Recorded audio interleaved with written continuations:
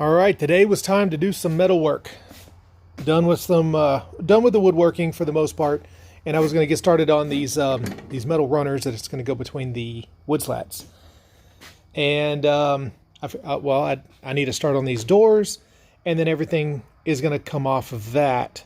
So I figured that's the ideal place to start, since those are going to be one of the more complex items anyway. And then things went off the rails, literally. I made a little carrier bracket that's going to fit on the bottom of the box. Had it all pre-drilled, tacked up, so that it would fit right here on the hinge. And as soon as I started to lift up, it made contact with the wood, and it was pretty severe. I adjusted on it and adjusted. I had everything clamped on with vice grips. And unless I was about 2 inches out, it was going to interfere with the wood, and that was just unacceptable. And so, I was thinking, well, I'm going to have to go back to those barrel hinges, but I was like, no, I don't want to go backwards. I want it to work the way I want it to work. And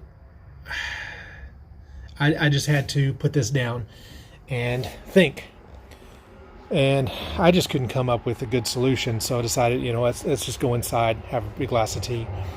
And so that's what I did. I sat down with my boy. He was on the floor playing with an erector set. And I was like, all right. So, I started putting something together.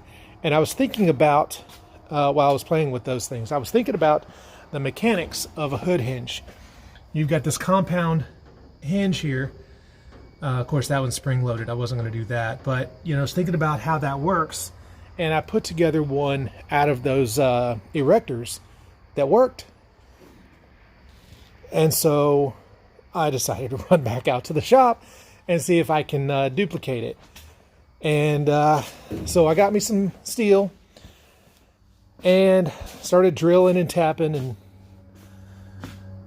this is what I came up with. And boom, it works. Can you believe it? If you watch the action of this moves inward and then up.